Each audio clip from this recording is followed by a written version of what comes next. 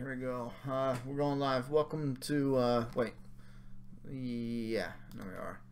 Welcome to Make a Path Presents. I'm Ronnie Hayes, and today we are talking about The Walking Dead, Season 8, Episode 6. I got all jumbled because the OBS isn't working right. It won't record. Damn it, it's not recording the, hold on.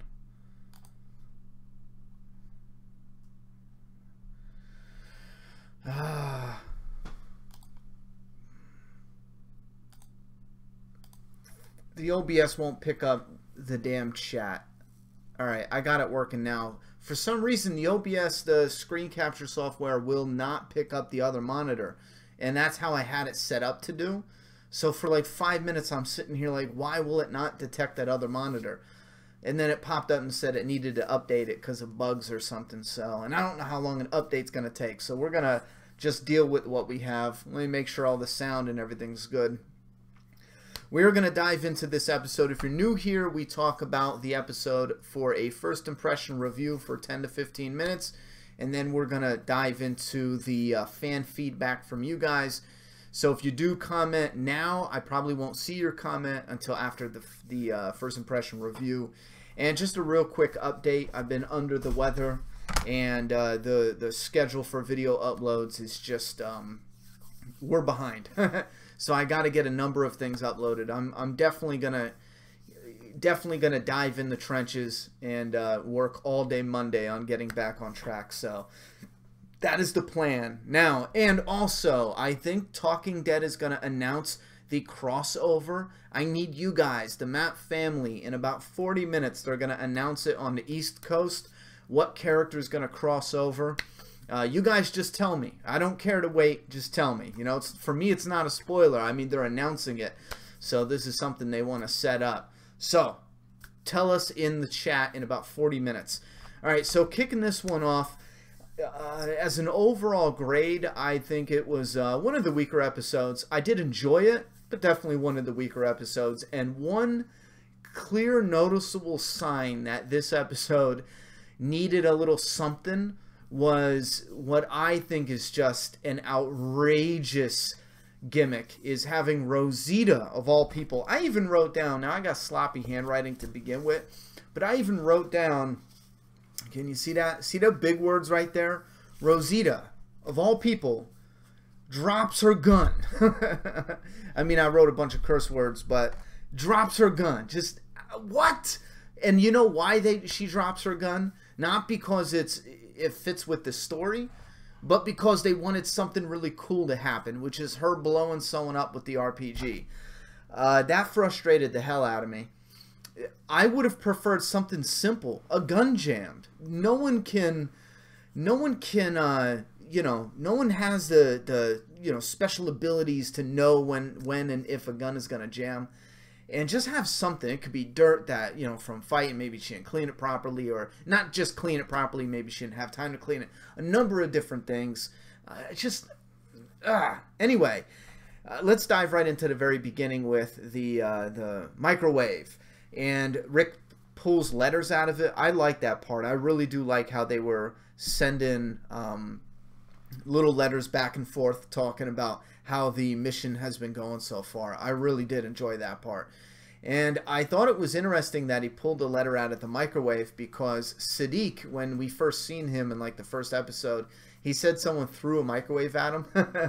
And I thought that was fantastic, because it had me thinking, wait a minute, honey, lay down. No, you need to stop fiddling and go to bed. Yeah, I got her. She's grounded. She's sleeping on the floor right now. Go to bed. We're having some late night issues. Someone's being, what was a good word for it? A little hyper, maybe? Not, she doesn't want to sleep in the back without dad, so she's hanging out here. But she's going to bed. Stop poking your head up. Anyhow, so we got the microwave in. I honestly thought maybe somebody gathering that stuff, and that's the same microwave that was thrown at the guy. I don't know. All right, stupid, crazy fan theory. The trash ass, I wrote down the people who were naked putting the stuff together. And you had the girl, Jadis, the leader. She was making a cat, and it seemed like maybe that's why she doesn't like Rick. He stole her cat. Or at least that was a cat or a frog or something. They're really dropping the hints for comic book readers, especially with Gregory. I mean, they're laying it on thick, so they might do something different. I know a lot of fans were really mad. We talked about some of the foreshadowing that they seem to be sprinkling in this season. And when Gregory mentions something, comic book fans know what it is. I'll leave it out of here. We'll put it in the analyzed video. I got to thinking, like, damn, writers, you're either not going to do that or you're really laying that foreshadowing on real thick. The trash people saying no was frustrating to me. And at this point in time, there's no reward for me as a viewer for them to live. I get no reward or satisfaction from that. I think at this point in time, the trash people need to go. This is either one of those false conflict moments, and Hollywood does this a lot. They know that the trash people will, or a group, will end up joining the good guys. So what they do instead is they have this little moment they drag out where they say no at first and they drag it out a little bit. I might be furious if that is the case. If they do say no and... put your hand down. I know I'm number one. All jokes aside, get to bed or I'm going to make you go back out there. She talked me into it. She says she enjoys hearing Daddy's loud mouth running his mouth to fall asleep to. So the bedroom in the other place was like right next to where I recorded, so she constantly would go to bed hearing me run my mouth. Anyway, yeah, the trash people, I just want them to go. Because if they don't go, it's just dragging it out. And now at this point in time, I'm like... I'm excited at the fact that they could just be annihilated or wiped out. I'm looking forward to that. Siddiq, good charisma. Wow, I almost messed that up hardcore. Good charisma, absolutely, from the actor. I do not know this actor. Do not recognize him whatsoever. I don't understand people shit talking that caught my eye about the episode. I hope they're giving examples because now I just have to assume they're amateur trolls. Well, it depends on what they're going to say. Thank you very much for the super chat. It depends on what they're going to say. Like I said, I personally thought this episode was good, but among the good episodes, it did have its just weak overall vibe. I mean, overall, like, once the episode's done, one of those great episodes, you're left just being like, great. Once it was done, I was kind of like, yeah, I enjoyed it, you know, almost all of it, all the way through. A couple moments where I questioned it, like the Rosita moment. And then... I just didn't get that same, like, you know, for it being a good or a great episode. But we'll get into some of the problem areas in a second. Anyway, the Siddiq actor, now I'm really looking forward to his storyline because I did think that just himself as an actor, he gave off some very interesting charisma. So we got Henry and Carol. Now, I wrote this down specifically because I love this idea that Henry being Benjamin's little brother, and then he's kind of following her along. He goes into the woods with her, and this is the moment where it happened. Carol goes, don't you know what happens with kids in the woods? They get lost or yada, yada, yada. They disappear, die. Or just the getting lost in the woods part made me think of Sophia. Sophia got lost in the woods and died. But then on top of that, and this is where my mind was like, oh, I love this as like a fun fact for a fan.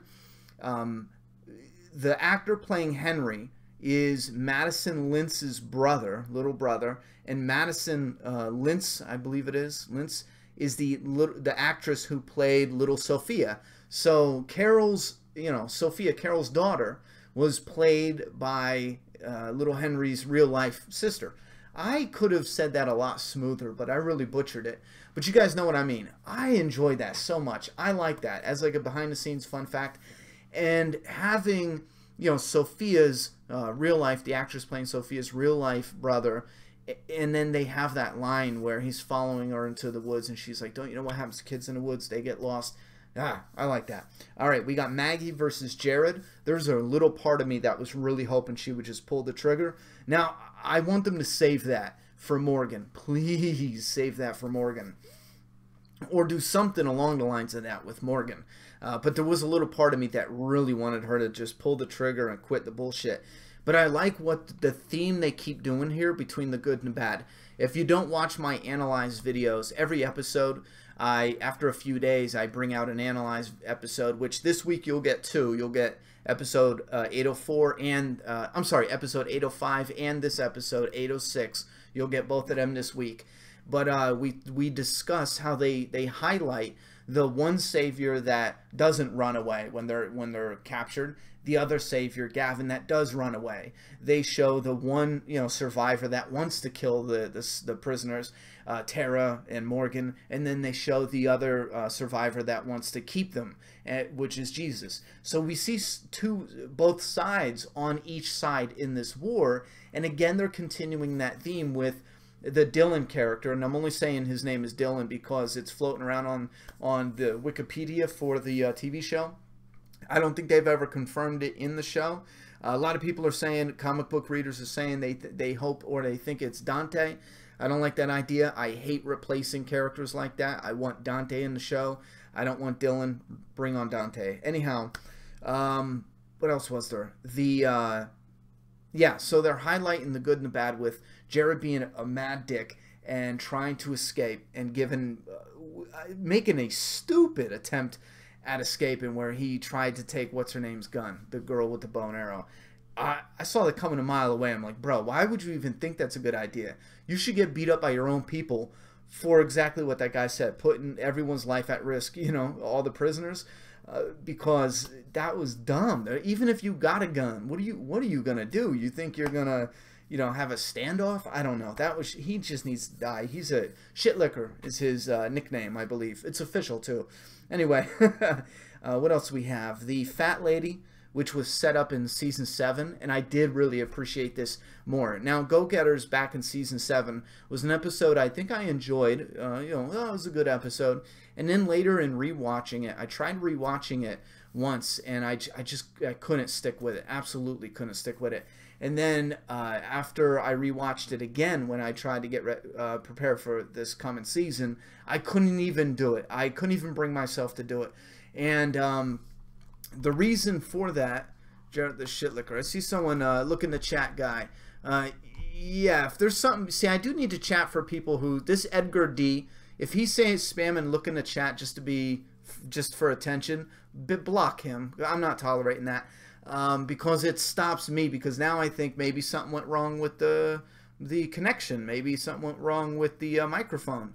We interact with the chat after the first impression review, and if you're going to spam the chat for that Edgar guy, whoever you are, just for attention. But if there's something legitimately wrong or you need my attention for something specific, just say that. Don't put anything that's going to, bring a stop to the first impression review, or I'm just going to take the chat off of the screen for people like that. Anyhow, the fat lady. In Go Getters in season 7, they brought the car with speakers on it or the music blasting out of it, and this was to draw walkers in, and then they were gonna, real stupid plan though for the savior, Simon was gonna come in and then clear the area and show them that that's why they give away their resources. It's like, I don't care what you put, what kind of bullshit you sugarcoat it with. It's still extortion at the end of the day. You know what I mean? Anyhow, the fat lady was music that this truck was going to go over to the sanctuary, blast it, and lure the walkers away. And I got real mad. I mean, real mad when Rosita dropped that gun. And then Michonne looked away when the explosion went off and the girl got away. I felt like that scene, and listen up for those who think this episode, or you love this episode and you're mad at some of the people that, and there are trolls that say, yeah, sure, but some of them legitimately, like this whole scene with Michonne and Rosita absolutely bothered me because there was so much wrong with it as far as the dropping the gun and how they acted, and even kicking the ball with stealthiness. It just seemed totally out of character, and it seemed like a forced moment to get this scene done. And I felt like they could have polished it to get the same scene done without having the tennis ball shit pop off, or without having Rosita dropping the gun. And I know that was made just to have a cool kill. There's no other reason for that other than them saying, oh, we want a cool kill, have her drop the gun, and then she gets the RPG. So I'm really annoyed at this point. And then Daryl shows up in the truck and just takes her out. Now, I don't even care how Daryl found this place. you know, how he connected with it or knew of it or seen it or whatever. Maybe he knew of it beforehand, or, well, no, he didn't, because then Michonne explained it to him. I don't even care. I love that so much. Like, this chick is getting away. So a moment that I thought was kind of forced and a little silly, and then Daryl just takes him out. They get out of the car and they're like, Blacka, Blacka. I was like, yeah, take them out.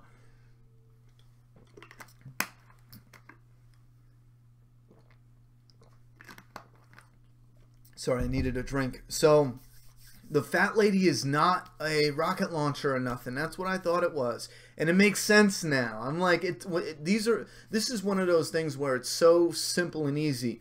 How did we not guess it? It's just a car, which they've done before, hooked up to something that plays loud music. Oh, jeez. Anyway, I wrote real big, Rosita, the survival bitch face, drops the gun.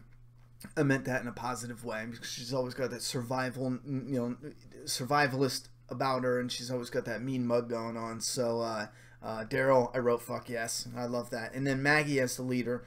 And I like this little bit, and some of these little moments get overlooked, or maybe they're not even interesting to some fans. But the idea that Jesus thinks that Maggie did it for the same reasons that he is keeping the people alive, and she doesn't. She sees the value in them as people. I mean, she's got to be in a darker place than he is currently at this point in time because of what she witnessed. So she is probably harboring a bunch of negative emotions towards the saviors, so it's totally understandable. But you have her looking at him as value, a barter to trade and get some of their people back if any of their people were taken prisoner, or something else in the future. They're of value in that way. And if it's not going to work out, on the flip side, it's too dangerous, and she knows that, they're going to have to take him out. No ifs, ands, or buts. And those little moments, I do think it's shining a light on who Maggie is as a leader. Now, I really like the actress playing Maggie. She's got a ton of charisma. She's a little bit bitch face, I should say. A little bit, you know, stiff and angry and mean, and just different than how she normally is. And I know a lot of that is absolutely understandable because of what happened. But there's the moments there where, and it's weird too, I don't want her to soften up. I still want her to do and say what she's doing. But in just her delivery, some of it does feel, and I know there's the anger there, but some of it does feel kind of stiff. I think that's the best way to put it. So other than that, again, a little nitpick. Otherwise, I do like the direction they're going there. I like that type of leader as Maggie. And when she put Gregory in there, I was like, you know what? This is some shit where, you know, it deviates from the comic, but it fits. You know, you can't trust this dude. Throw him in there too. You know, he belongs in there. You know, so that stuff I really liked. And then Rick going to the trash ass place. I said it before. I wanted him to go to Oceanside. I still would have preferred if he went to Oceanside with those images. And I understand why he's not afraid to go to the trash group. If she was just crazy, she could have just killed him on the spot, and that's too big of a risk, I think. So in a way, he's kind of an idiot for doing that. However, yeah, she's not in a position to make any moves. She has people who can see what's going on, or at least as far as we know. And we do have a video I uploaded yesterday where the trash people could be the people with the helicopter. There's definitely a lot of hints that they are the ones with the helicopter. Watch that video, and then if they are the ones with the helicopter and they have a plan and they know what's going to happen, or they have a better idea of how to maneuver out of a hard place, stuck between a rock and a hard place, that might give them some of that confidence to take Rick hostage and be like, nah, I don't like your plan. So that I'm kind of waiting to see how it plays out. Other than that, I do enjoy that. I still want them to die as enemies. There's no redemption. They said no twice. Like, no redemption. And I keep repeating that because I'm afraid they're going to do that shit. Down the line, you know, the survivors are going to be losing in a battle, and for whatever reason, the the trash ass people are going to be like, yeah, you know what, let's switch sides. You know, Negan will do something stupid, and they'll be like, nah, let's switch it. So he's locked in the container, and they give us another damn A. This I don't understand unless it's for Alexandria. I'm not even going to bother to come up with theories other than Alexandria. I think she just writes it on there. Maybe to her, that's her grade A meet. I don't know. Other than that, I'm going with grade A meet or Alexandria. A lot of us made stupid waste of time theory videos on what the A meant for Daryl. And here, when they released a figure, when they announced a figure, there was also this article, this news article, and the girl who wrote that episode said she did it just because those were nicknames for the people. The guy with F was fuckface, Daryl was asshole, and that's what the A was on his shirt. So, I mean, we're making all these crazy prediction videos, especially for something like that, and it was something so little, and yeah. Anyhow, so that is the end of the episode. Let me talk a little bit about the Carl scene. Some of that scene I did like, but it was definitely kind of stiff. And oh yeah, that's right. The image, if you look at the thumbnail, I made a little funny thumbnail. Oh my god, I hope I loaded the right thumbnail. Oh, now I don't even know. I hope I did. And if you look at the image, it says goodbye gore porn, and it's a funny little image, right? And I do that because a lot of people are saying that they think they're taking some of the gore out of The Walking Dead, and they shouldn't be doing that. And I have said that there's some episodes where I don't think they are. We get the gore. We got bodies being blown apart by big fat bullets, and severed arms and limbs and all this other gory stuff and awesomeness. And then we have this scene with Carl today that, with the camera work, there was just something off about it. The fight and the struggle, it all felt awkward and stiff, and it's as if they didn't have enough time to rehearse what was going to go down, and they just said, okay, we're going to put the camera real close, shake it around a little, and then that's it. You'll shoot this guy, and be done with it. So the Carl versus the Walker stuff, yeah, I did not care for that. Again, because of the choreography mainly, the story and how he was doing it to release the souls and all that. Yeah, we get some weird shit every now and then, so I'm like, that's fine. that's his thing, so I'll let him have it. Other than that, that's pretty much it for my thoughts and opinions. Sorry about the I gotta drink. Under the weather this week, so I'm like I'm dragging my ass here.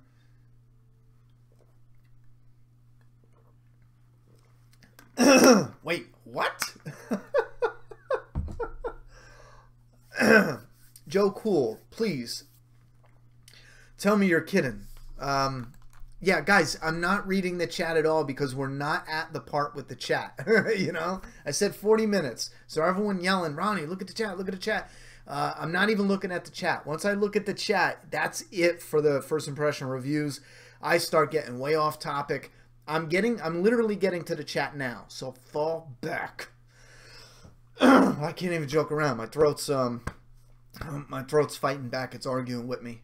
Yeah, so we're done with the first impression reviews now. If you guys want to leave your thoughts and opinions, what did you think about this episode? If you did have some negatives, I love hearing about the negatives. Even if you want to hype up some of the positives that you really loved, absolutely. But I find some of the stuff that pulled you out of the episode, or that you found a little boring, I find those to be more interesting topics. So if you thought this episode was just bad and boring and dumb and stupid, put all the examples down below that you want.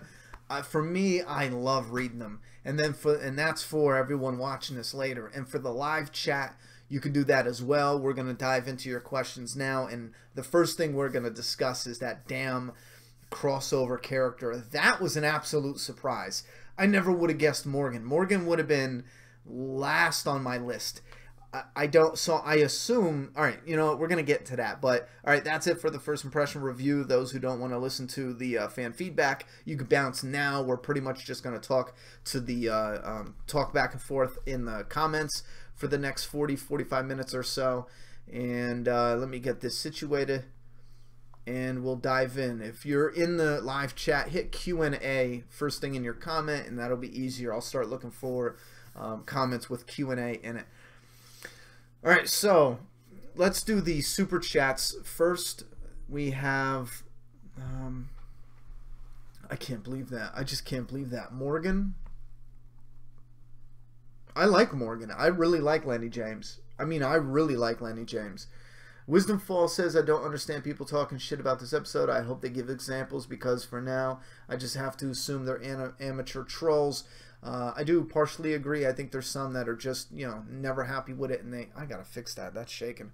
But I do believe there are some legitimately that will find this episode weak and they won't be interested in it.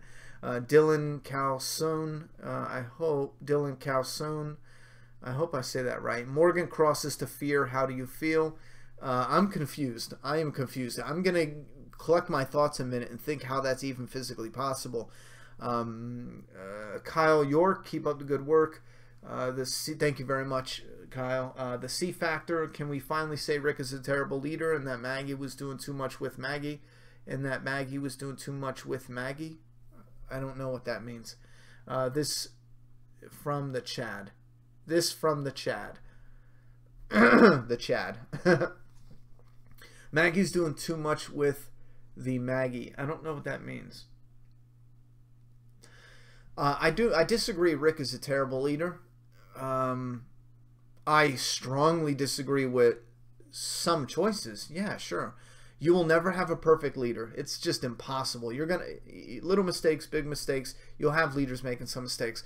The trash group, I think, is a big mistake. Absolutely. I would have advised them against it, you know. Don't do that. Just kill them. We don't need them. Send them a threat, weaken them, you know. Dude Guys said, it's been 13 months and I'm still angry about Abraham. Season 8 seems like it's missing something. Maybe Abraham living would have made things better. I understand. I miss some of the characters too. I disagree that the missing characters would have made everything a whole lot better though. Yeah, I don't agree with that. I do miss certain scenes, but you know, bringing Abraham back for 20 minutes of screen time over the course of 6 episodes really wouldn't have made you love Season 8. If you don't like Season 8, that's not going to do it for you. Yeah, as far as Morgan, okay, Morgan was literally there in the beginning when Rick woke up. Now, Rick was in his coma, you know, unrealistically, for, I love this thing, real quick, about the coma. Rick is in a coma. He's in there for a few months. He wakes up, and then fans go, wait a minute, how did he, you know, poop and pee, and who shaved his face, and who trimmed his fingernails, and who repositioned him, which is one of the most important aspects, who repositioned him so that way he didn't get bed sores and yada, yada, yada. And then they were like, oh, crap, yeah, that works in a comic book fine, but on a TV show, people are like, who did all that? And then they released a webisode where it showed there was a girl who stayed behind, and she set up, she took care of the people in the hospital, and she would essentially, she didn't take care of Rick, but people assumed that's what the point was, because at the end of that webisode there was a guy in there with her, and I won't spoil what happens, but he leaves the hospital, and as he leaves he writes on the door, don't open dead inside. So that was the origin story of the don't open dead inside door. And then later on they went to do, or I think before it they did the bicycle girl origin story in the webisode. So that was awesome, and a lot of fans, including myself, we were like, yeah, that really, you know, that really explains it, and now it's not a plot hole. However, when in rewatching the season, it hit me, wait a minute, Shane leaves the hospital, Rick's room, and he puts the bed in front of the door. When we see Rick leave, he actually moves that bed out in front of the door. Like, that was a great setup for that moment, for Shane to put the bed there to cover the door, and Rick moves it in the very beginning. Just beautifully set up. I love that. But if there was a girl secretly taking care of Rick, she wouldn't have put that bed in front of the door, unless you said she, I don't know. Anyway, that's off topic, but I don't understand Morgan. How is this going to be when after he met Rick, he's gonna, no, how? It can't be before. Even if it's before, we're talking, this is going to be, you know, a few weeks. I don't know. I'm lost. You guys got to help me out on that. Sorry, it's real announced. Vito, I love you, Ronnie. Thank you very much. Lenny James basically confirmed. Oh wait, I didn't see that. I don't know where you came up with that. Unless you mean by the Morgan saying he doesn't die stuff. Yeah, you should never say that. And you can probably see it on the screen. YouTube did its whole skip thing, so please don't get mad at me on that. That's YouTube. They need to fix this shit. Q&A. What do you think? What do you think of one of the whispers down on the line wearing Eric's face? The only problem I have with stuff like that is it going to be noticeable enough? I always thought if you were going to do a scene like that where a whisperer is wearing a survivor's face, it needs to be a survivor that has something on their face. Like, let's say I had a birthmark or something visible. Anything. I mean, it could be a certain scar. Well, maybe not a scar, but a mole. I mean, something. Like, yeah, I have a little tiny mole right here. So it's something where you know it's that character, and then later you see it, and then you can know. When they, you know, take off the faces and wear them, I don't know if it would be, you know, I don't know if it would be that recognizable. I mean, it might, yeah, but they run the risk of looking really silly too. All right, so Frederick said, how the hell are they gonna work that Morgan timeline? Figure it would be someone from Fear the Walking Dead going to The Walking Dead. Yeah, I don't know. Hyman says, how did Daryl take out that truck? How did he know where they were pulling out the bay? Interception, wait behind the wall. He was going to wait there. If so, how did he get the speed needed? Good question. Good question. Absolutely. That's one of those, they really should have filmed it differently, but they sacrificed realism to survive to surprise the viewer. That's exactly what they did.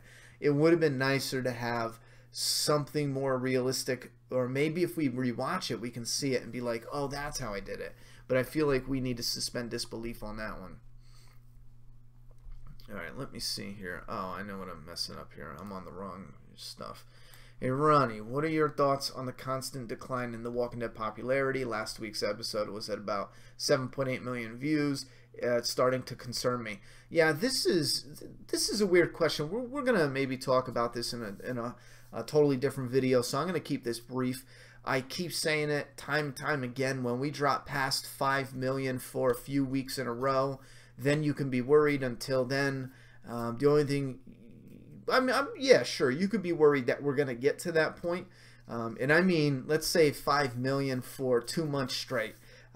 I'd be worried at that point, legitimately, and not worried that it's going to get canceled. And I get this a lot. I'm telling you what, I am overloaded with emails from fans that are afraid it's going to get canceled out of nowhere. You got to understand, The Walking Dead is literally making people, you know, way more rich and successful all around Hollywood. And it's not like it's one person getting millions of dollars and then they're like, oh, da-da-da. You know, we're talking the cast, the crew, the business, AMC itself. There's so many different people that are profiting from this, and so much, even at its lowest, it's still generating profit, you know, absolutely. It's not going to get canceled immediately. They'll slash the budget. They're going to slash the budget until it is just a skeleton of, you know, you don't even recognize the show. That's how bad it will get. So it will die slowly. A lot of the people thinking it's going to be like, no, you know, season 9 got canceled. No, never. No way, no how. The thing with Hollywood, people do walk away from popular franchises. Absolutely. Not just franchises, but TV shows and movies. But they walk away from them because there's something that's more popular. Like if you have The Walking Dead and it's pulling in 7 million ratings, but someone brings you something and you know, AMC knows this can bring in 17 million ratings and be the biggest juggernaut, they'll drop The Walking Dead in a heartbeat and they'll get on this other thing. Not all of them, you know, The Walking Dead could still stay afloat. I'm talking about the certain shows that are popular that have big fan bases, and you can look this up. This happens.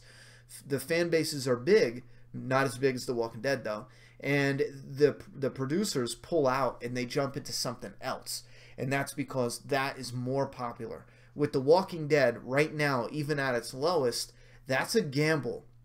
To leave The Walking Dead is a huge gamble, even at its lowest. So I'm not worried. I am worried about budget cuts, but I disagree that the popularity is what is decreasing. Because if you look at the views, it's not just how many views we get now. I think the one episode had like 8 million views, and you're like, oh, well, a lot of us are like, the popularity's, you know, fallen. And then if you look at the views plus 7, which is the whole week, it shoots the views up to over 15 million now. That's still popular. They're still watching it. You know what the thing is? They're getting frustrated with watching it week to week. They don't want to watch it day one. You know, people watch it day one when it's hot, you know. When it's not hot, they'll wait a day, 2 days, 7 days. A lot of them will wait, like the chunk that we lost, they're waiting to binge it. I gave this story about my brother. It's just not hot enough to watch episode to episode.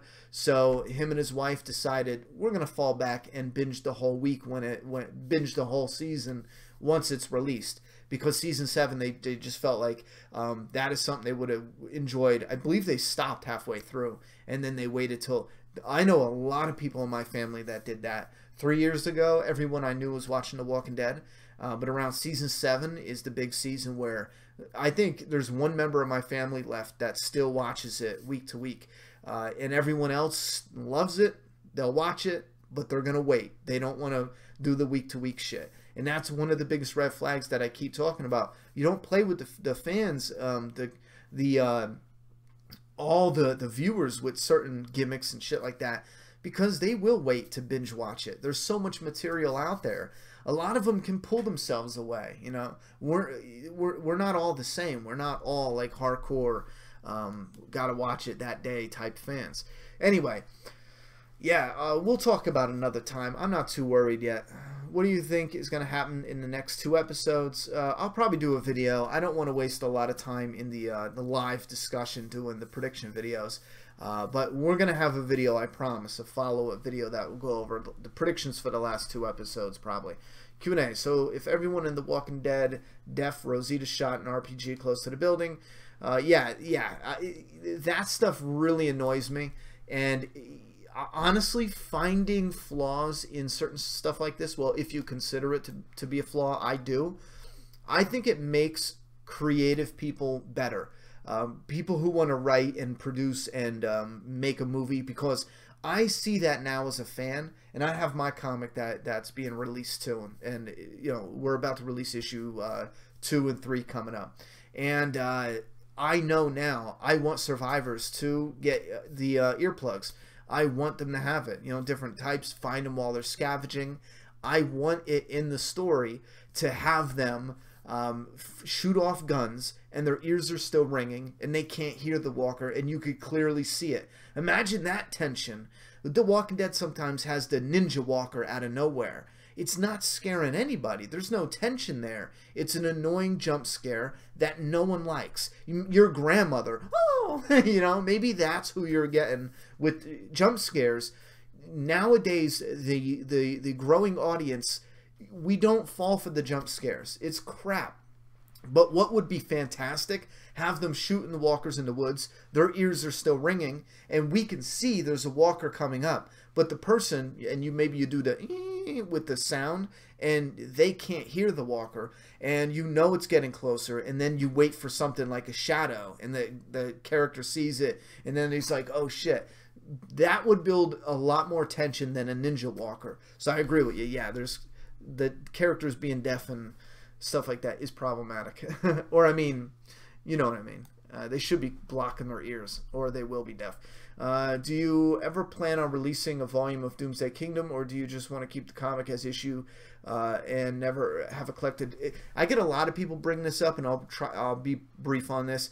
A lot of people bringing this up, which I just don't understand, because you got to release the single issues first until you have enough to release in a volume. And I'm not saying you said we're not going to do it, but I did have a bunch of people who were like mad because we're not releasing volumes. And I said, ooh, I said we were going to, but we can't release a volume is 5 issues, you know? In our volume, it's 5 issues. Some people have 4, some have 6. We're going to go with 5. Keep it nice and even at 5, 10, 15, 20 for the volumes. And we can't release a volume until we have 5 issues out. And then once we do, we're going to release a volume. So we will, but we got to get there slowly but surely. Definitely. When did Morgan go to the West Coast? I'm lost. I am lost. Why are mods muting so many people? Normally, if you see the people muted, it's people jump in and they'll do spoilers, or we get a lot of people that on live streams. This is a big thing now on YouTube. People will join live chats and they'll just spam links to different websites and crap like that. So you're most likely seeing that. There shouldn't be, and if we need to have a talk, there shouldn't be anyone getting banned for just being a little out there. I am 100%, you know, I am not SJW or whatever. I don't want to say anti-SJW because there's a lot of people in that group that I just disagree with as well. But I am absolutely speak your mind type of person. I don't like censoring anything unless it is clogging the chat. It's, you know, bull crap.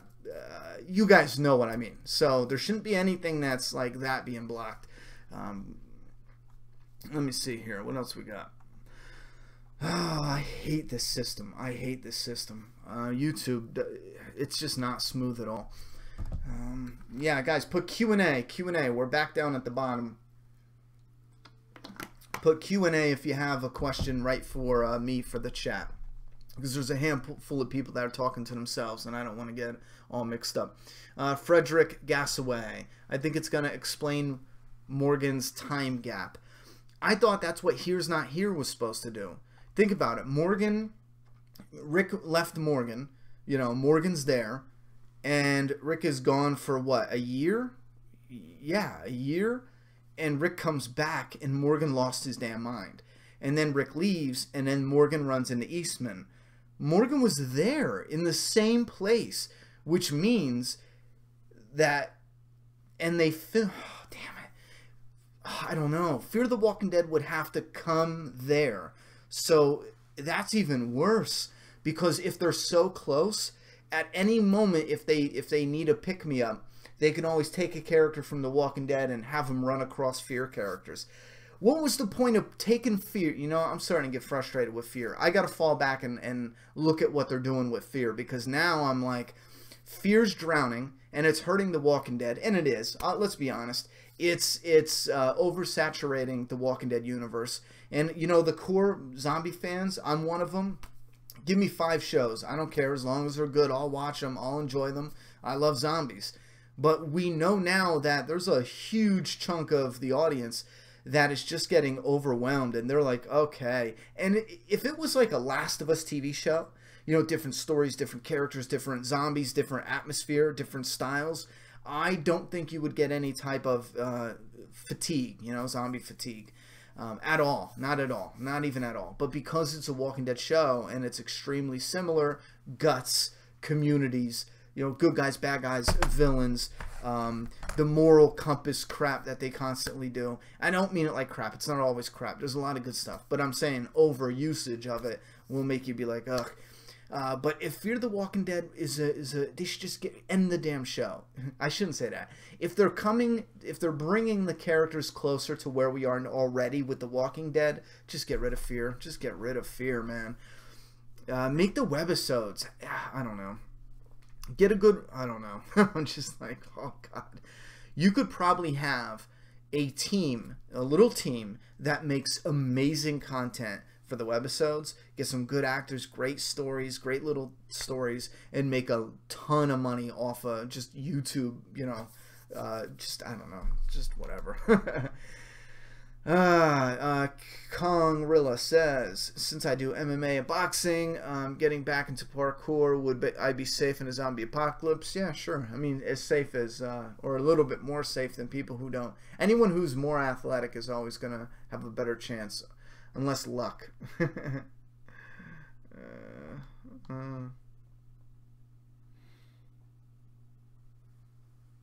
what?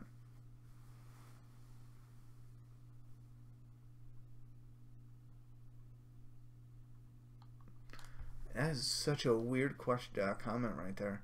It's like not even. It's like not. It's in English, but it doesn't even make any sense. Anyway, wait, what was that? All right, we got some Q&As. I'm trying to stay with it. Jonathan V. Do you think Dwayne Morgan's son will be a part of the Fear the Walking Dead? I hope not, because they can't recast. I don't like recasting. It hurt in Game of Thrones. There was like multiple characters that were recast, and for the immersion of it, there's one character around Danny's story. I could not make. I liked the recast. I liked him a lot better than the original guy. The original guy seemed like just a douchebag. But it ripped me out of the story so much where I just flat out didn't enjoy it. It was way too distracting. It ripped me out of it every time. The immersion was dead. I hate recasting, and if they recast them, it's just going to be dead. Again, you have to recast him because that actor grew up a lot. He doesn't look the same at all, you know. Dr. Hot Banana Stud. Do you think Abe and company should have been on Fear instead of Morgan? Just on logistics alone, yes, but based on the actor, they're both great picks. You know, I want to watch them both, absolutely. Infinite Gaming, Ronnie, do you think the trash people will come to their senses and help Rick and the communities in the war? P.S. Me and you both can't wait for Shitlicker's death. Yeah.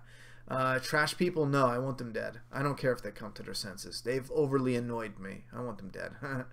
Ronnie, is Jesus going to become Morgan's successor? No. No, not at all. Ronnie, what are your thoughts on Lenny James revealed the crossover? Did he spoil his death this season? Yeah, I see a lot of people saying that. That absolutely has nothing to do with his death. First off, it's not going to bother him filming because they're going to be filming in the same, you know, it's going to be the same, essentially. Yeah, that has nothing to do with him acting. And he doesn't need to die to go do that show. I think we see that a lot. We do have a lot of people that take other jobs, like Sasha, we found out. She didn't leave The Walking Dead for Star Trek. A lot of people said that, which is not accurate. If you go back and look, she came out and said she got written off of The Walking Dead, and she went and auditioned and got Star Trek. So it was Star Trek, I mean. It was The Walking Dead, lost that gig, she picked up Star Trek. So this doesn't mean he's going to get killed off. Not at all. I still think he's a likely candidate to die this season, but he also has a real good shot at pulling through.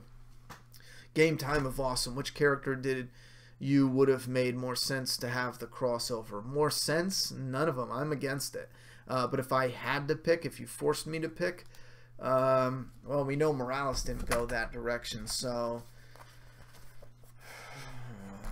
I don't know.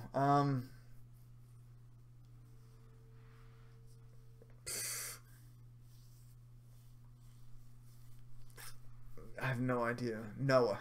How's that for a character? But then again, who's going to care about Noah? No offense to the actor. He did what he could do on the show, but the character just wasn't all that exciting. I still think Abraham should make sense. Yeah. In between episode 1 and 3, when Dwayne dies, Morgan goes down to Texas for some reason. It goes back. Yeah, I don't think some people. I don't think you guys realize how far Texas is away from where Morgan is. And Morgan was in what? Was he in Georgia, right? Yeah, that's either Georgia. Yeah, it's Georgia. It's not Virginia. That's far now, let alone in the zombie apocalypse. And here's another thing. Once he leaves and goes to Texas, which is far away from Georgia, again, in the post-apocalypse, that's far away, man. No guarantee of a vehicle. I mean, you're going to run into bad guys out the ass. Not only that, he came back to the very same house. Keep in mind, that wasn't his house. If you go back and rewatch it, that was Rick's neighbor's house.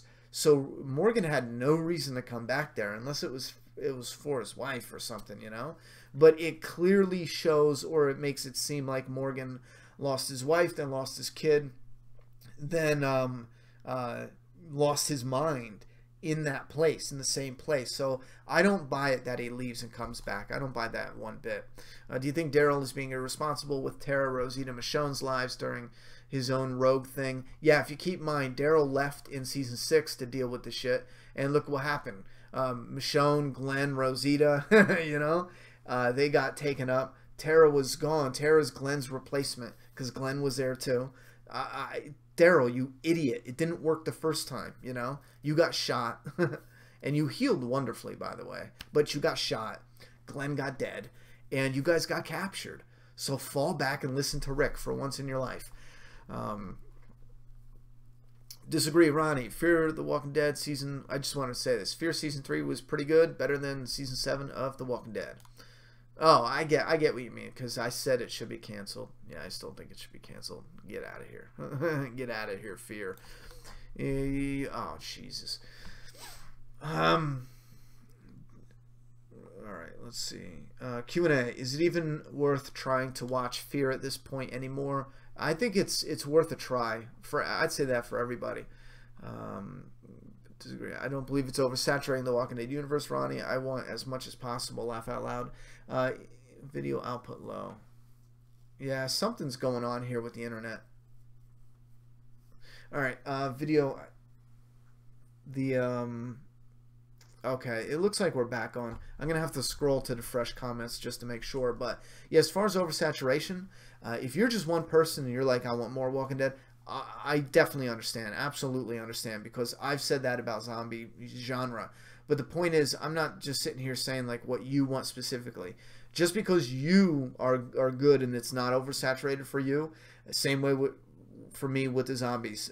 It's never oversaturation when it comes to zombie materials as long as it's good story. But the fact is, we're seeing tons of people come out and be like, it's just too much. And not only is it too much, they can't even watch Fear the Walking Dead because they're sick of the repetition. And it is repetitive. You can argue even the best stuff with Fear the Walking Dead, it's forced to be repetitive because of the world that was built here. You have people just simply surviving. You know, there's no aliens that came down, and there's this, you know, there's no other weird shit. It's just simply society fell, and these people survive. What do you do when you survive? You scavenge, you find communities, or you build communities. So that repetition, and then button heads with big bads and yada yada yada, the guts, and for some it is oversaturation. Wait, here we go. Greasy Bach. I think Tara has to die before the war because I don't see them killing Dwight that easily, and I think Daryl could forgive Dwight but not Tara. Any thoughts? Yeah, I do think yeah, Tara's on my hit list, I do believe. Not because I want her dead, but I think her story's run its course. What do you think of this season? Do you literally just skip my question, laugh out loud when you move to the bottom, but it's alright? Yeah, you're going to have to bear with me. YouTube's question system is so iffy. You scroll a tiny bit and it shoots you right to the bottom. It's been that way since I've been live streaming on here for about, 6-7 months. So they still got to fix that. Matter of fact, we should all just start messaging YouTube and being like, listen, there's something wrong with the scrolling in the live chat. It is so, glitchy. Fix that. What do you think of this season? I think this season is good, but it could absolutely have been better. Definitely, I agree with that. We have live chats coming in. Super chats coming in, and I can't seem to find them. Let's see. Godzilla 2472. Michonne and Rosita were so retarded this episode. Why would the two of them leave the car in the middle of the road to find out where music is coming from? Also, that RPG scene was so cheesy. Ooh, see, this is tricky. Are you just saying why would you leave the car there, or why would you go and investigate? Because that part I will disagree. I would have done the same thing. You're here fighting a war, and you hear music. It's not your guys, so it's either the bad guy or a new group, which, hey, you might as well see what that's all about. As for leaving the car in the middle of the road, yeah, I agree with you. You should have, moved it a little bit, made it look like, I would have made it look like it was a wreck. I would have pulled it up sideways and maybe, put it towards a tree and leave doors open, make it look like it was crashed, and make it look like someone sacked it, and took everything that you could take out of it. Maybe open the hood, you know what I'm saying? Anything. Make it look like busted and old. That way people just, because if you check 1,000 cars, chances are you're not going to check cars that look like they've been I don't know. But yeah, the RPG scene too was definitely cheesy. And again, it's the real. It's the lack of the realism that just takes you out of the moment. I mean, the RPG goes and it just disappears, and you know that's the computer, that's the CGI shit. RPG hits its target and it just disappears, and instead we see this, you know, bright flash. When in real life, it doesn't even have to be like real life, but at least do something else. There need to be something like less. You could have did cloud and poof, or just I don't know. Just I'm gonna butcher that if I try to explain it anymore. But you guys know what I mean. Was as stupid as F when Michonne Rosita left Alexandria undefended just to see the sanctuary. Like, what the fuck? Well, I don't think they left it undefended, but yes, I do think that was kind of dumb. I know there's a super chat I am missing. Fear the Walking Dead is filming in Texas. Yes, it is filming in Texas. I forgot about that when I was talking about the... I don't see that super chat. The Morgan stuff. Now I'm confused. I'm all confused. Alright. We did get another super chat from... wait. Ducky Plays 19. I was scared that the Siddiq story would be stupid, but the actor made me love it. Also, will your live stream be at 11 for episode 8 since it's extended? Oh, yeah. That's why I don't have a time on this. Because I don't ever want to go, okay, live stream every night, 10:15, and then the episode is extended and people think, oh my god, his live stream's at 10:15. No, it's, you know, around 15 minutes to 30 minutes after each episode. So whatever time it ends, if it's extended, we're going to be later. Jen Brualt. Tossing up my contribution because you are my favorite, and most importantly, you don't say what's going on, guys. Ouch! Burn. And she put a big fat thank you. Thank you very much. I appreciate the support. Nice burn. Harmless burn, guys. I know there's some group on YouTube that some in the chat that just you can't stand a little teasing. We all get teased once in a while. It's good for you. Put you in check. And thank you very much for your contribution. Oh, I got rid of the chat. Lord have mercy. Jen, thank you very much. And then Godzilla's back with a... I think we have his here. Oh, God, where is it? Yo, this chat is so glitchy tonight, and it can't be my internet. It just can't be. My internet's like rock solid right now. Godzilla, both they should have left the car there and they shouldn't have gone in the building. Once they saw that, they should have gone back to Alexandria and reported it. Now, I will disagree there. I wouldn't have. In my opinion, at war and that sound, I knew immediately. So they had to have known immediately. As soon as I heard that, they're making a distraction for the walkers. In my mind, there's no time to go back to Alexandria because they could be leaving at that point in time. Or they could go to a different place and you can lose them. Or now, I do know there's snipers at the sanctuary. So whether they had the truck or not, now that I'm thinking about it, it shouldn't have been that big of a deal. You have snipers surrounding the sanctuary. You know, the people in the truck don't know that. You know, just let them make their way over there if they get over there and snipe them. You know what I'm saying? Let them get close. Let them start pulling the walkers away. Snipe them. And then turn the truck around, face the building, and send it flying. And then it'll be even worse because now you have that speaker blasting right there by the sanctuary. It's going to, you know, keep them there, I think. Thank you very much for the super chats, everybody. I didn't say thank you individually to the last couple, so just wanted to shout out a huge thank you. Godzilla says, tactically, Michonne and Rosita were dumb, and the reason I think the RPG was cheesy was because an RPG will not detonate upon impact with the human body.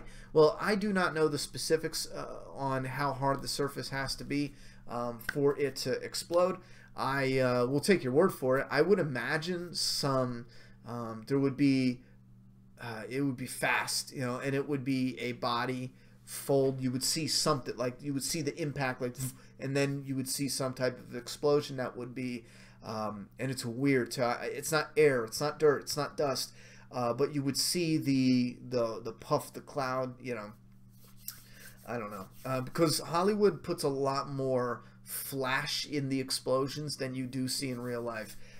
For them, it's like a fireball, but in real life, you'll just see like a cloud of dust and smoke, and you'll see the air and pressure. Pressure is a good word for it. All right, so Christopher Manahawa, do you think fear is a part of the Whispers, considering people wearing dead people's faces in season 3? No, I do not. And no, I really would hate it if they try to tie that in there. I don't think that has anything to do with the Whispers whatsoever, and I would be real disappointed if they try to force that in there. Morgan was talking about something that was symbolic. It was known at the time. I believe, I'm almost positive, Scott Gimple broke down what Morgan was saying, because I remember wanting to do a video on it. So I went back and looked at interviews. At that time, I'm telling you right now, it was like 100% had nothing to do with the Whispers. But I'll have to go back and double check and make sure I had the interviews right. And it was symbolic if you go back and listen to everything he's saying. Now it just wouldn't make sense. Morgan was 600 miles away from where they are now. You know, I'm not going to buy it if he ran into the Whispers up there and they traveled 600 miles and again ran into Morgan and his people. It's way too much for me to handle, you know. Do you believe, Slizzle22 said, 2220 said, do you believe there should be more saviors coming back from scavenging to find the sanctuary surrounded by walkers? Yeah, I believe there should be some, sure, but I also definitely understand they were getting things prepared for the war, so I'm fine with them being out and about and doing their shit, you know? Do you believe, Charmander says, Ronnie, why did Rick go alone to the Junkyard group? Because if he goes alone and it goes sideways, it's only him. Not only that, if he takes anybody, there's chances that they could kill them, but they can't kill Rick. As far as he knows, there's no, you know, there's no other smart plays for them to make. Rick is a bargaining chip. He's their leader. If they send in Joe Blow, you know what I mean? They could be like, well, he's not that good of a bargaining chip, or a number of different things. If you break it down, Rick is probably the best bet to send in, unfortunately. I argue he never should have went. But sending him in, you need to keep him alive. There's no way in hell I would kill him, unless I knew 100%. If I was in Jadis' shoes, unless I knew 1,000,000%, you know what I'm saying? Without a doubt, we can take them out. I wouldn't touch a hair on his head. You know what I'm saying? He's a bargaining chip. It would be ridiculous. You'd have to be stupid as hell to kill him as the leader of the group. On top of that, Rick knows that in a few hours, Daryl's bringing a whole group, or should be bringing a whole group to wipe them out. So they better get their shit together. Ronnie, if Dwight lives through All Out War, do you think Dwight will take up his role like the comic book role for the Whisper War storyline? Yes, if he makes it, I don't see any reason to deviate from that. I think they will deviate slightly, but I think he will have a similar role. Yeah, I think they could do more than what the comic did on that aspect, but we'll get into that another day. Ronnie, why does Rosita always go rogue? Because she's rogue Rosita. I have no idea. It's just part of her character. Ian Williams, do you think Eugene will snitch on Dwight? No. I think that's his redemption song. Kurt Cobain, Ronnie, since Morgan is going to Fear the Walking Dead, does this confirm his death on The Walking Dead? No, I don't know why people keep saying this. He can... First off, they film at different times. So it's not going to directly interfere. Second off, Morgan's not in every single episode on The Walking Dead. So even if he needs to do reshoots or if there's overlap, he could just schedule it around when he's not scheduling it there. Like, listen, for everyone concerned about Morgan and filming the both shows, you have Henry Cavill, something like that. He played Superman. He went to film Mission Impossible. He came back for reshoots, and he had a mustache. They wouldn't let him shave the mustache. Why? Because those are two different production companies, you know. For whatever reason, maybe they didn't even like each other, you know. Maybe people on both sides were like, nah, you're not allowed to shave. It doesn't matter. With AMC, it's the same place, baby. So if there's problems with the schedule on Fear, they will work it out. It's not like two different production companies arguing about when they can film. Nope. This is the same, the same network is responsible for this. So if there's any overlap, they'll make it work. So there's literally nothing to worry about. If he's gonna die, it's written in there because of the story. It has nothing to do with Fear the Walking Dead. Joe Cool with a question. Send in the last year questions now, because we got to get this shut down. I think we hit our hour mark. I haven't checked. Oh wow, hour and 4 minutes. Yeah, I'm on the money on that one. We do got to shut it down. My body still needs a little bit of rest. I'm gonna kill over in a second. Oh shit, Joe Cool, where'd your question go? See what this damn YouTube did? Joe Cool's question. There we go. Will Eugene divulge the information he learned in No Way Out using the fire to get rid of walkers to help the Saviors, or will he be silent about it to indirectly help Rick and the others? I think Eugene's gonna help a little bit and then also do his thing. You know what I mean? I don't think he's gonna go to his full potential, but Negan needs to see results. So Eugene's going to give him... He's not just going to be like, no, I don't know anything. He's going to give him a little bit, but I think he'll hold back a little, too, to help them out. I really do. Whereas Heath, he's gone. He'll be back, but he's gone. I'm the Elixir. It was confirmed that Dylan will be a main character this season. How do you think he will play a part in the main war? I don't know how they confirm that. An important character? I mean, there's no way he's going to be a main character. I think maybe if they said that, they had to have mean he's going to have like an important role. And I do agree with that. I think they're setting it up already. You're going to need Saviors to go, okay, you know what, listen, we are willing to cooperate. And I think he's going to lead that charge. I think they're going to keep this theme between the good and the bad Saviors going because it gives us a reason to keep them alive. There's Saviors like Dylan. Dylan should live. You shouldn't execute him, He should make it and survive the war. He's a prisoner of war. Negan was forcing him to fight, and now he's like, you're not going to get any trouble out of me. And I think that is exactly what role he's going to play. Unless they do something crazy and they have Jared do some type of redemption song, and then Dylan's the backstabbing traitor. That would be out of nowhere and nuts. I can't even pronounce his name. Seha Lazarson. I tried. Ronnie, what was the purpose of stripping down Rick and putting him in the container? Just to make sure he didn't have any weapons tucked away, I would imagine. Other than that, it's a dignity thing. You're stripping them right down. They do it to prisoners too. Weapons, dignity thing. Give them uniforms. In this case, I mean, that's what it is. They also have this nudity thing that we saw in the beginning that we don't know how that plays a role in what they're doing, so that's a little hint that could play a part in what they're doing. But I took it as just strictly the dignity aspect. Maybe they even know it's hot in a container. He looked like he was sweating. Just strip him down so he doesn't accidentally, I don't mean it like that, but you know what I mean, overheat and die. Jacob said, Lenny said on Talking Dead that he said his final goodbyes and is leaving the show. This isn't speculation. He done fucked up. WTF. That I'm not going to buy. Yeah, that I'm not going to believe until I see it for myself. Listen, I'm not calling you a liar whatsoever, but I want to see the context, and that's the most important thing. If he said that, that is just off the wall strange. You know what I mean? Like, weird. Why in the world would you say that? The context for that is... I've had a ton of people come to me and say, dude, Jeffrey Dean Morgan said this, this, and this. And when I went and watched, especially with the comic book, when Kirkman is being a smartass in the letter hacks, people take that shit like it's the gospel truth, and that's why you see him continue it. He'll be like, Andrea's going to die in issue 150. And people, for a whole 2 weeks... Kirkman said she's going to die, and it's real. It's coming.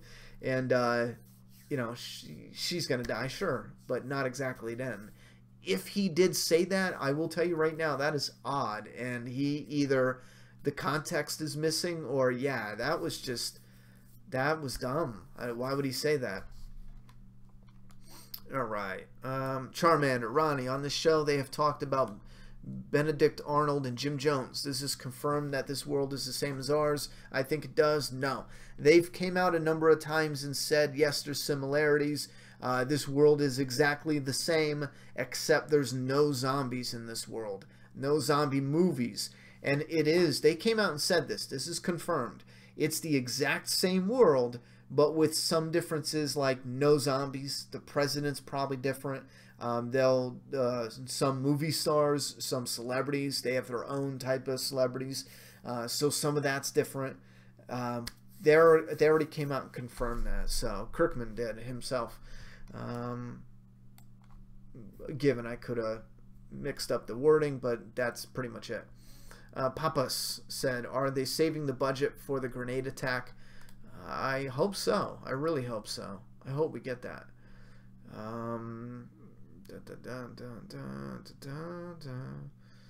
Put Q&A in. We're going to end in a few minutes. Put Q&A first thing in your comments, so that way I know it's for me. Ronnie, do you think a main character will die this season? Yes, I do. If so, who or who do you think it's going to be? Minor characters. I made multiple death prediction videos. So if you want, I'm not going to remember every single person I picked right now, but I literally made like 5 each for each community. I made a video. But as far as like a main one, I picked Morgan, Tara. Minor ones, everyone who's died so far, I am almost positive I picked them. Tobin, I think I did pick him, and he didn't die yet. But Francine, the people from the hilltop, Eric, all those, I picked them. So you'll have to check out the video for everybody. What will your reaction be if Eugene sells out Dwight next episode? I'd probably be like, I want Eugene dead. That's too much. Too over the top. I think Morgan is going solo. Nomad Monk, I don't think he's going to die.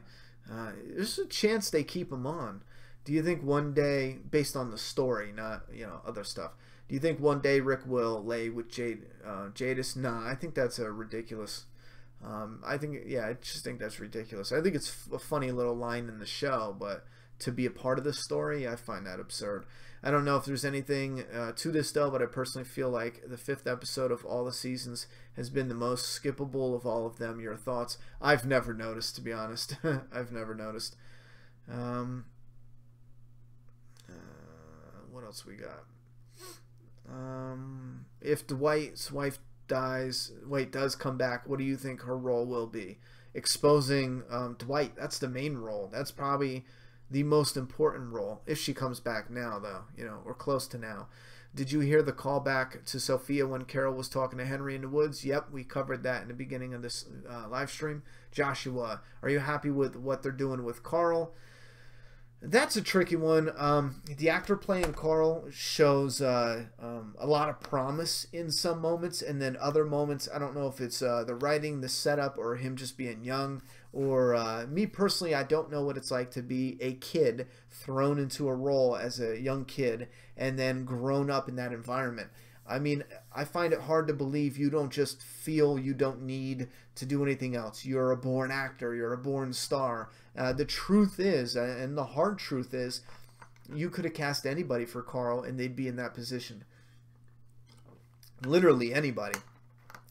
Because the crux of the show was around the adults, not Carl at the time. I think AMC, if they needed to, early on, they probably would have recasted him if they needed to. And I say this to adult actors, always go and train and train and train. The day your career is, you have it easy and you've been, taking the easy street, and then the day comes where you really got to show and prove and you can't, and then your shit falls apart. You're going to really regret not, so I don't know. And I'm saying that because there's moments that do feel flat. Yeah.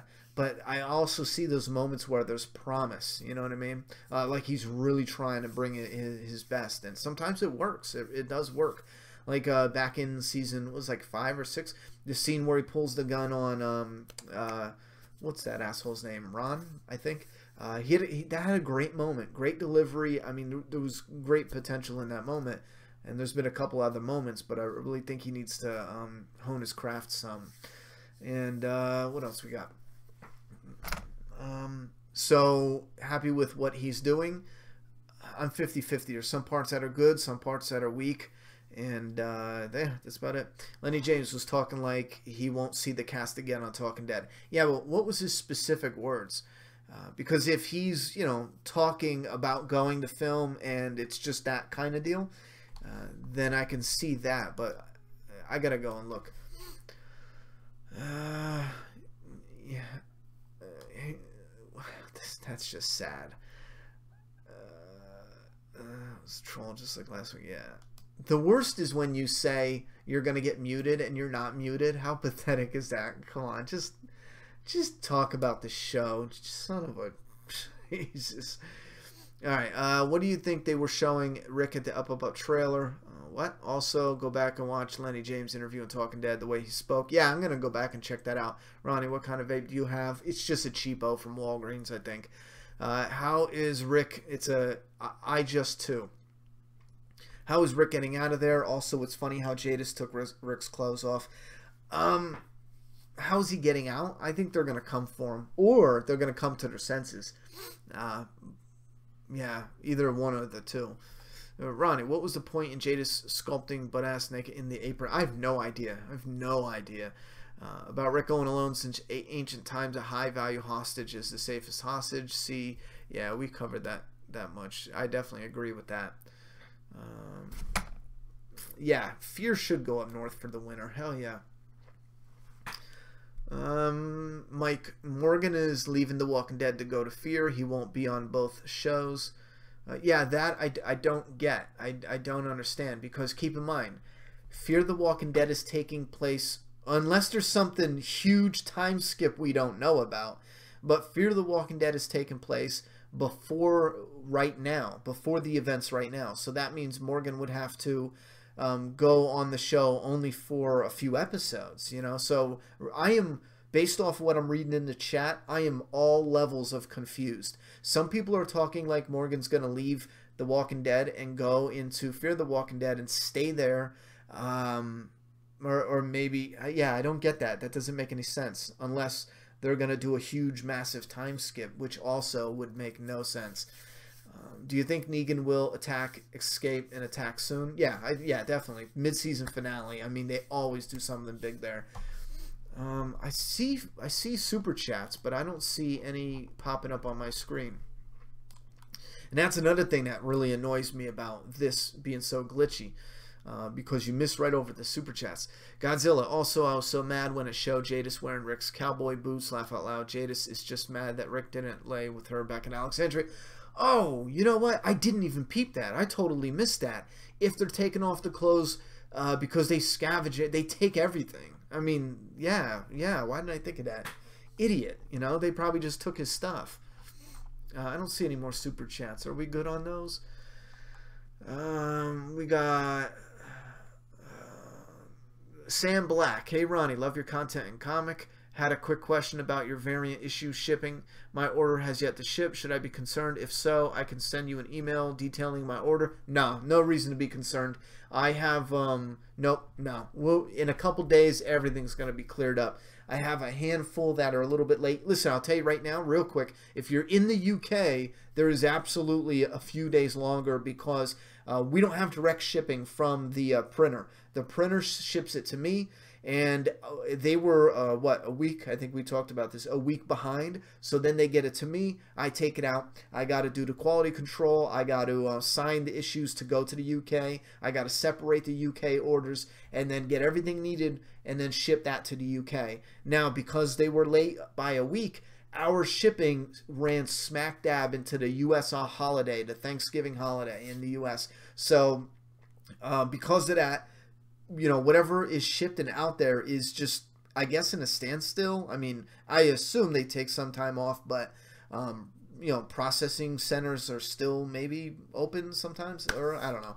So yeah, a few days delay because of that. So The stuff I sent to the UK should be getting there any minute now, and then, any moment, any day now. And then the artist can unpack and ship orders. He's only got a handful, so it's probably only going to take him 2 days tops to finish every single order. So keep in mind, like there is the UK thing. I think I totally blanked and didn't mention that, but UK does have to go to here and then back up to the UK. But on Tuesday, without a doubt, literally every single one of the last orders should be gone.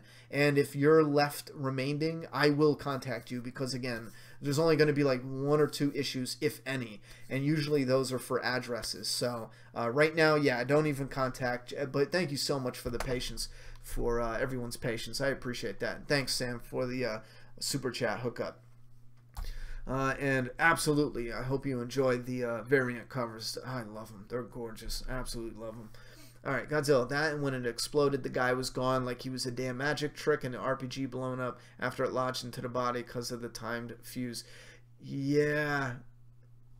Cheese with RPG not detonated. Yeah, that's what I was talking about before, where the RPG just kind of disappears, and he disappears, and it's like kaboom, Brandy Lynn. Ronnie, what are your thoughts on the new Savior prisoner that knocked the rock out of Shitlicker's hand? I like that. I've been liking the differences between, the good Savior and the bad Savior. Yeah, pretty general nicknames, but whatever. Who makes these terrible decisions? I don't know who. Rick, he's the leader. You said in the beginning that if the flash forward scenes stopped throughout the season, your thoughts on the scenes would be changed. Is that still so? I have no idea yet. They didn't come full circle. If you want my opinion so far with what they did, I think they leveled it off okay, but the way it's kind of just been forgotten about the last, episode or 2, it's just kind of like, and again, still, I can't judge it yet because it didn't come around full circle. When we see the whole purpose of Rick in the get-up and Rick with the red eyes, it might make more sense. Now the whole story, it'll have bookends, so I can't say now, but I will say that yes, it's leaning a little bit more to the negative, tiny bit, just based off of that one fact that they had this theme where they bounced around, and then a little bit of a bounce around, and then they just zoomed in and showed just the beginning to end. And it was, kind of neat, but still, it was like it faded out throughout each episode, and now we have nothing. You know what I mean? So I feel like they're going to continue to play with time. Now, keep in mind, they're still kind of playing with time in this episode, and that's what I mean about it being so subtle, because they're writing the notes, a day and a half has gone by, and yada, yada, yada. But yeah, I really need to see it bookended to be able to give my thoughts on it all. All right. To be fair, there were a lot of questions, comments. He can't answer them all. Yeah, I don't know. If anyone out there is mad that I'm not answering every single comment, just scroll through them and read them out. Just start reading them out loud. And you ask me if you'd be able to read every single comment, even if I just gave simple one-word answers. The comments, some of them are a lot longer than just that answer. Plus, I don't like those simple yes, no, I don't know, because it makes you seem like you just don't care. And some comments I really like diving in. All right, Chris Rambo. Ronnie, I heard Lenny say the hardest part was leaving the cast and the actress playing Carol cried. I don't know, but I'll have to check it out. I don't know. I mean, yeah, I don't know. Now, keep in mind, I still feel like he's a character that has like an 80% chance of dying this season. And if he is dying this season and he's going to Fear the Walking Dead, then that lines up perfect. Yeah, he shouldn't have said it like that. But we get a lot of actors saying shit that they shouldn't have said the way they say it, sure. All right, we also have Melissa B. leaving the cast and crew. I've said my goodbyes to the cast. I've said my goodbyes to the crew. That show... All right, that show stands or falls on the back of that crew, and I'm going to miss them very much. Yeah, she's saying that like it's a direct quote, and if that is officially his direct quote, that is just awful. Yeah, that's terrible. That's absolutely terrible. You might as well just come out and say, yes, you died, you know? Breaking news. The Walking Dead is going to be a musical. Yeah, it probably will be. All right, so Breaking Bad referenced the Z word a few times. Is that confirmation that they're in two separate universes? They're in two separate universes no matter what you say. The Breaking Bad meth, the blue meth, it was only a cute Easter egg because it's AMC's, you know what I mean? AMC doesn't own Breaking Bad. They can't put it legally, they can't put it in the Walking Dead universe. They just can't. I know a lot of people said that they confirmed it, and when you went back and looked, they didn't. The showrunner paid homage, paid respect to Breaking Bad, but they didn't confirm it's in the same universe. They'll play around with that idea for headlines, sure, but they can't do that. They don't own Breaking Bad. Aaron, that would be like me saying the Marvel universe and you know, the DC universe is actually the same universe. You know, they don't own it. Just like I have no right in saying what universe belongs to what, because I don't own it. You know, I wanted to get to A. Wait, statement. I wanted to get to A since the group got there. I haven't been as interested. I also think the writing and quality of new characters has spread the... Oh, shit, here we go. Not your comment. The every time we get to the bottom, it's that YouTube shit, man. It won't let me read it clearly. I like that. All right, here we go. Oh, God.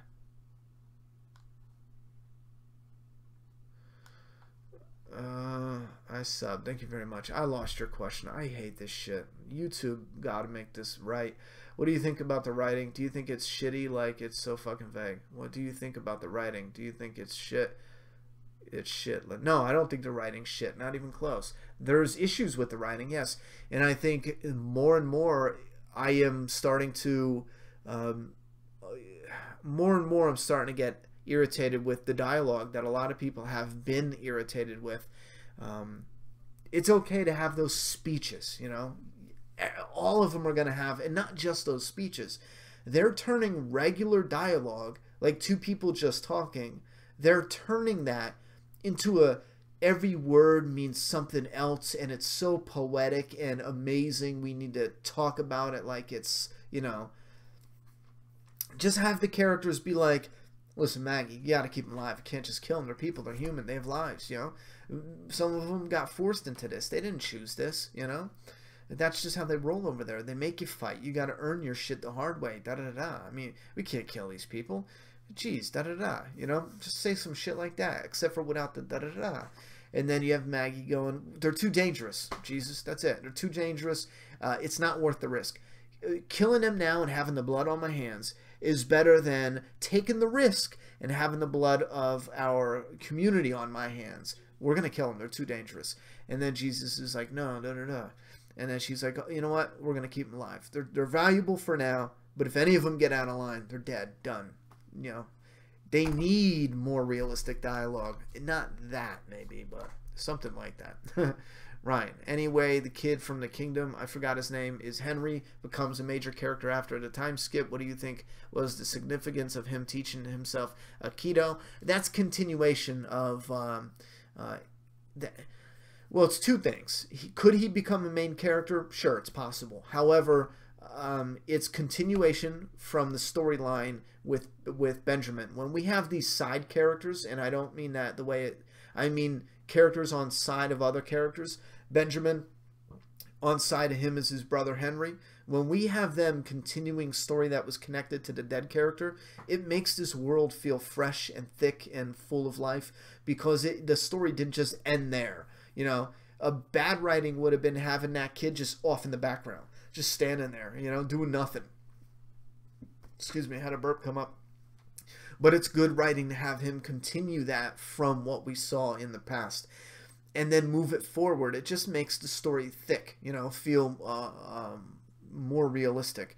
So as far as it being a main character, it's possible, but I think it's just fleshing out the community and the people. Oh my God. Barely any thoughts. Wait, it could be...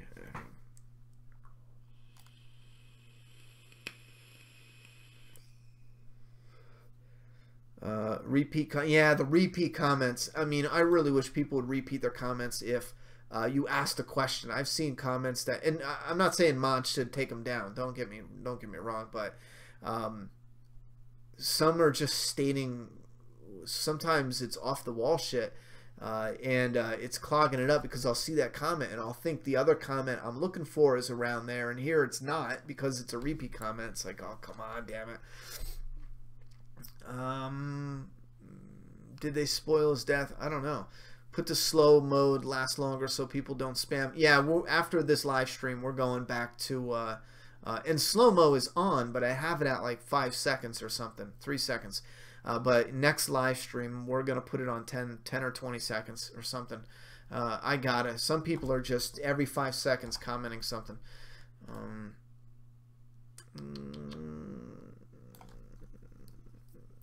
All right, Drome, who would you want to see Morgan paired up with on Fear if they planned it? At this point, just anybody. I like Morgan. I want something from anybody on Fear, just something good.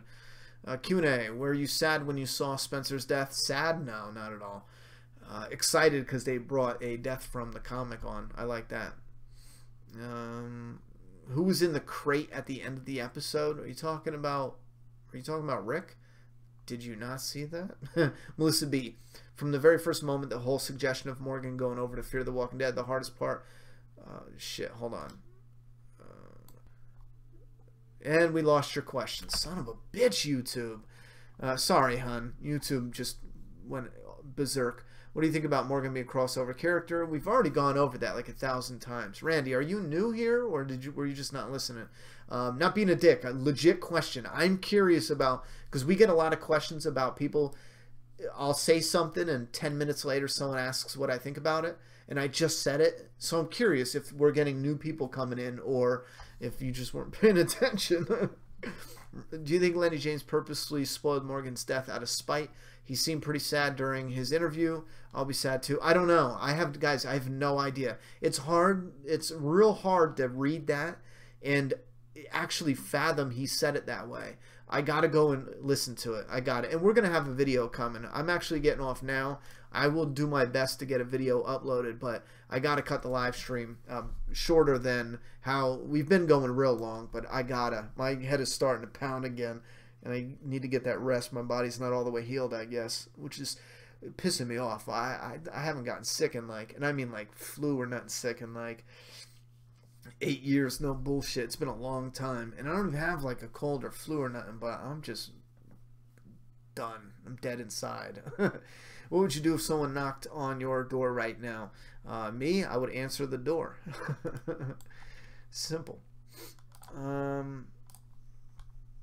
got guns and shit. I'm really not that afraid. And I don't believe in ghosts, so I'm really not that afraid.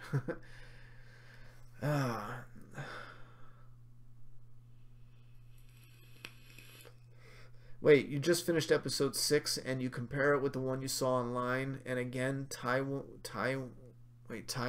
and they cut many scenes out? Oh, jeez. Ronnie, do you think that Morgan will possibly leave The Walking Dead after All Out War to take over Michonne's pirate? I believe he will leave because he is tired of death. No, I don't think that story is good for Morgan. You know what? Yeah, that story could fit Morgan in a remixed way. Yeah, it could fit him in a remixed way. Jacob Dillon, do you think Rick is fertile enough to make babies with Jadis? That's a stupid question. All Easter eggs connecting to Breaking Bad. Hey Ronnie, what do you think about Morgan going to Fear the Walking Dead? We already covered that like 17 times. Negan, a fucking awesome psychopath. When do you want the New World Order to be introduced, Ronnie? I want them no later than season 12 or 13. Oh, hells no. What do we got? Whispers are in 9, New World Order in 10. I'm good with that. And that is going at a pretty quick pace, but I'm good with it. Fuck it. Nick Screw. If Morgan were to be in Fear the Walking Dead while Rick was in his coma, wouldn't there be no apocalypse yet in Fear the Walking Dead? Yes, that's my point. That's my point. It's just jumbled. All right, here's the last batch of comments. Make a Path presents. Also, Ronnie, you said that when Rick killed Gareth, there was a gory prop of Gareth that they didn't show. Do you know where to find pictures of that? Gory prop. Yeah, I have no idea. When did I say that? I do know Gareth himself is gory with guts all hanging out, and you'd have to just search that. I mean, I come across these things in behind the scenes footage and stuff. If you search for the behind the scenes, you'll probably find it. It's probably on the Blu-ray, but he had guts hanging out and all that. I don't ever remember talking about him being gory. It's possible, but they decided to film it similar to the comic, where you saw the hack, and then they had the screams and stuff, which I did like the Gareth stuff. I did want to see more of the actual death of Gareth and like some of the gore, sure, a little more until they cut away, but yeah, you just have to search for it. It's somewhere out there amongst the behind the scenes stuff. If you just turn the brightness up real quick, you can see what I mean. There's guts just pouring out of his body. I don't know what you mean about prop, though. Sizzle, do you think the Hilltop is taking unnecessary risk? Yes, I do, but I do understand why, though. Where's my boy Heath? He's out there somewhere. John says, do you think Daryl packed up all the weapons from the outpost that they had the singing car lady before they left? I think they should have, yeah, or at least gone back to it. Oh man, we gotta load it up on questions here. We might have to cut the question short. Sharp Striker, we're gonna be talking about that in a coming video. Stank Nugget, Ronnie, I have it. And you asked about the mid-season finale specifically. I get annoyed, not with you guys, but with the thought that you need a big death in the mid-season finale, both with fans that want that all the time and with the studio or the writers that do that all the time.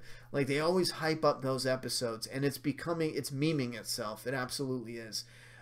You know, imagine if they're writing the story to be like it is for 8 episodes because there's a damn break between them. Imagine how would they write the story if there was no break. The story would probably be really different, you know, because they do try to match it around the structure of 8 episodes and then 8 episodes. So that break, you know, just messes with the storyline, I think, too much. I don't think they should write it around the mid premieres. Just make a random episode. Just go with the story. Have episode 3 be like the craziest episode you've ever seen, because that's what the story calls for. Don't save it for episode 8. I get frustrated with that. Ronnie, I haven't been watching. Did you answer my question regarding whether or not you are evil? Yes, I answered it, and yes, you are correct. Ronnie, like mentioned before, could Morgan lead the exploring, but on the way to Ohio they find fear characters? This would involve other characters also, so maybe Morgan gets separated. Again, here's the problem. If you do that, you need to do a time skip of the fear storyline. Massive. Also, they said that it's going to be in 2018. We're not ready for we're not even close to being ready for that in 2018. All right, Ronnie, do you think more main characters should get killed off out of nowhere? All side characters seem to die that way. Yes and a no. It could be out of nowhere, but it needs to be impactful. It absolutely does, you know. All right, so yeah, we got to shut her down. Let me look.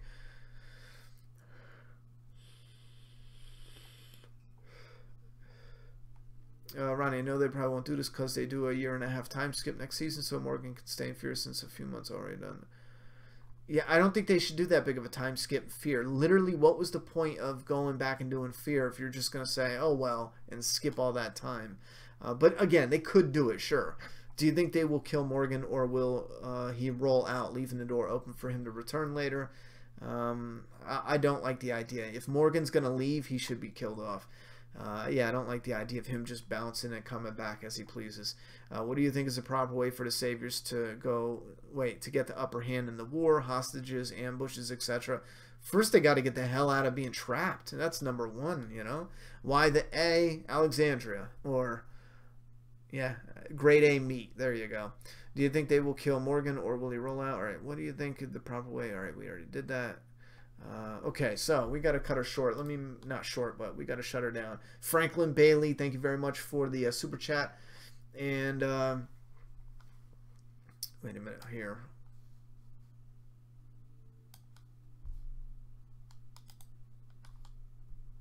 Oh, that didn't do shit. That didn't do shit. Oh, wait a minute. Yes, it did. All right, here we go. Super chats. The Wisdom Fall. Thank you very much. Dylan, Kyle, the C Factor, Dude Guys, Frederick, Ducky Plays, Jen, Godzilla, Godzilla. No, kidding. But pretty much.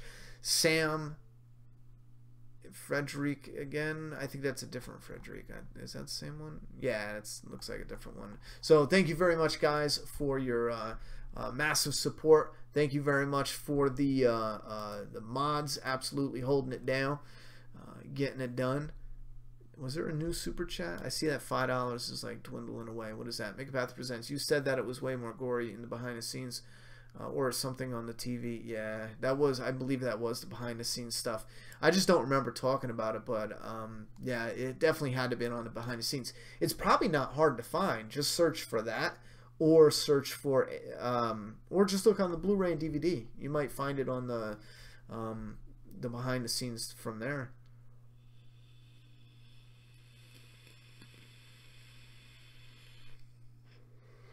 Yeah, Jadis is hot, especially with that Dumb and Dumber haircut. I love that shit.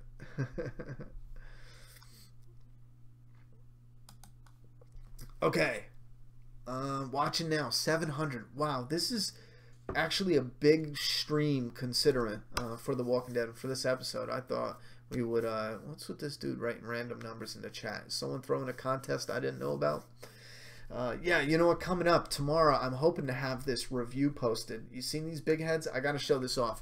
No, they're not asking me to show this off. They did send this for a review. The review's coming up late, but I talked about this. I showed this off in a live stream, and I just noticed, literally just noticed, before I was about to film today. I had it here because I'm alternating the ones from that you'll see in the review. There's actual real little chains. Can you see that there? Because it has the little zombie heads down there, and it has the chains where she cuts off the walker heads, and yeah, so there's just little chains glued to the base. How neat is that? I don't know. I got a kick out of that. I thought my daughter took off her necklace and put it on the thing, and I was trying to pick it off, and I'm like, what the hell? Why can't I get that? And here it's a real chain into the base. These things are like high quality head knockers. What is this? RoyalBaubles.com. Yeah, www.royalbaubles.com. They sent these in for review, and I'm going to try to get that review up tomorrow. Show you guys, because these things are freaking sick. That and again, these companies that sent one in to review. This company did not. This is McFarlane Toys, but still, I found him. It's Jim Hopper, man. How badass is that? And then 11 is right there. And I got to pick up some 11s for, those are Christmas presents, so that's why she's not opened. We got some people in the family that want 11. I know my niece is probably going to want 11. She wanted a Funko Pop, but I think I'm going to get her the figure. But yeah, look at that Hopper, man. Look, Hopper can do a split.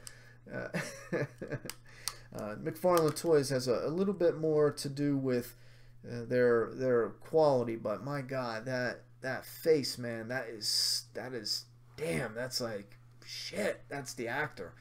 These are incredible little mini statues. They got this little neat base too. For anyone, if you have family interested in Stranger Things, I know that's real popular. I'm gonna try to get this reviewed and out tomorrow because that is a neat one. Have the whole cast are gonna make everybody, and the Demogorgon. That personally, I'm getting myself a Demogorgon. I'm probably going to get it. Since I'm going to try to review these the best I can, I'm going to try to pick one up of each. If I could find another 11, I'll review it for you guys, and then I'm going to keep it. I'll show you later. I got a video coming of this is all new here, this room. I had set everything up a couple weeks ago, but this is where my Stranger Things stuff is going to go, just to show some love to Stranger Things. Hold on, did we get another... last super chat. Godzilla. Jadis did have nice legs though in that scene with the apron, not gonna lie. Alright guys, thank you very much for all the support. I really appreciate everyone coming out for the chit chat. I don't even know what to call it. My head is like throbbing, so if you're wondering why I'm talking like an idiot, my head is like, I feel like my eyeballs are going to pop out of my head. How nasty would that be if I'm just sitting here and it's like... Okay. Go look at the thumbnail. I hope I got it right. It's a pretty fun one. Oh, my God. I'm going to go. I just want to show you guys one thing. because I'm being immature today. But I want to show you one thing before I leave.